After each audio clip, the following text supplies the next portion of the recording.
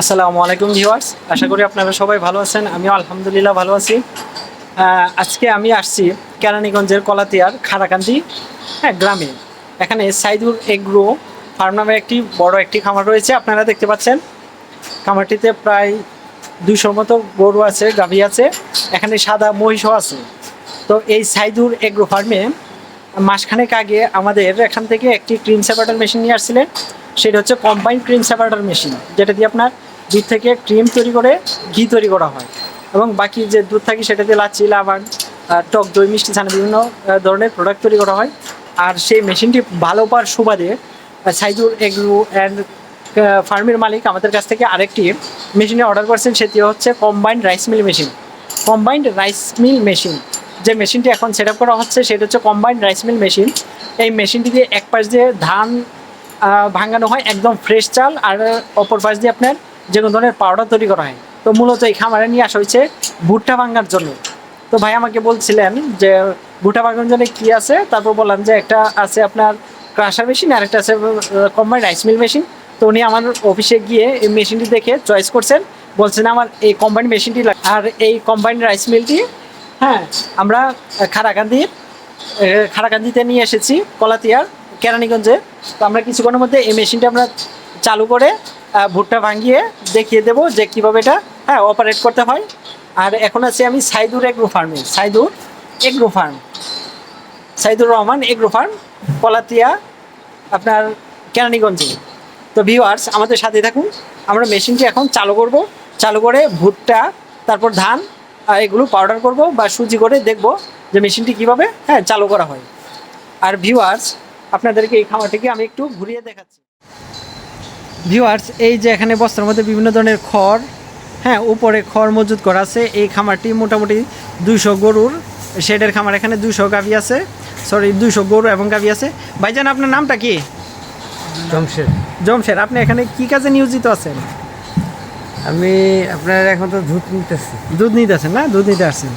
ও যাই হোক, শমশের ভাই এখান থেকে দুধ নিতে আসছেন। আর ওই যে ভাই যিনি কাজ করতেছেন খামারের জন্য, ভাই কি ডালতেছেন এটা?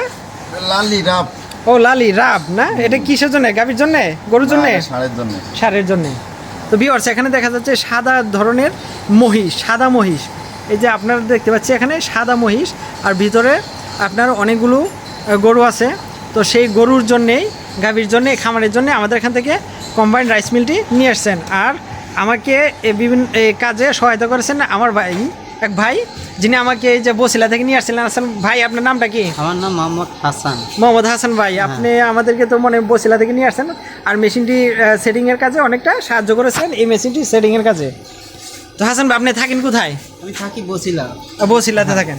যাই হোক, এখন হাসান ভাইকে নিয়ে আমরা মেশিনটি চালু করে দেখব যে এই মেশিনটি দিয়ে কীভাবে আপনার ভুট্টা গুঁড়া করা হয় এবং ধান ভাঙানো হয়। ভিউয়ার্স আপনারা এটা ধান ভাঙার কাজে বা হলুদ, মরিচ বিভিন্ন ধরনের গুঁড়া করতে পারবেন এই মেশিনটি দিয়ে।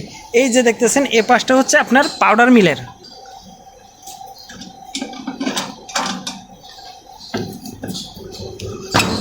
এই যে ভিউয়ার্স এটা হচ্ছে আপনার 8 ইঞ্চি পাথর। এটার মধ্যে আপনার পাউডার আসবে এ পাশ দিয়ে।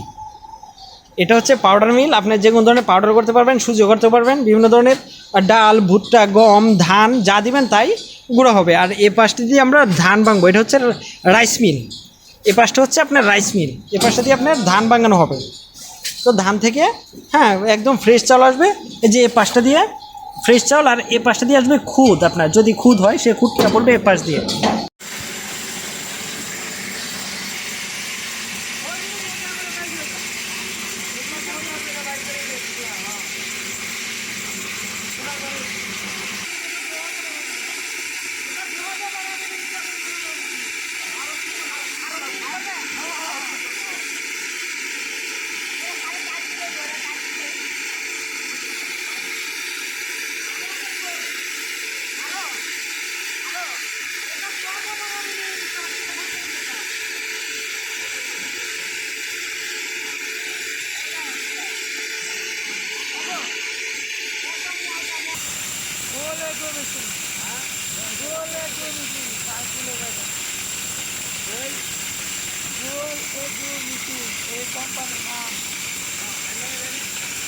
না, করে যাবো